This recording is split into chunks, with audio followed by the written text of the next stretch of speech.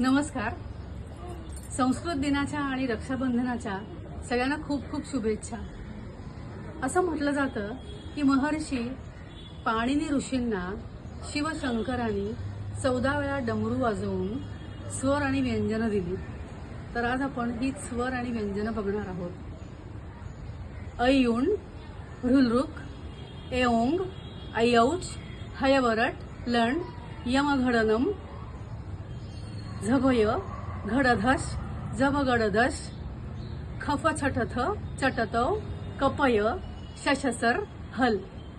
ही जी 14 सूत्र आहेत, म्हणजेच ही सगळी स्वर आणि व्यंजन आहेत, त्यांचा संस्कृत व्याकरणामध्ये खूप उपयोग झालेला आहे. आणि त्यामुळे ही 14 सूत्र म्हणजे स्वर आणि व्यंजनं ही आपल्याला आजही खूप उपयोगी पडतात.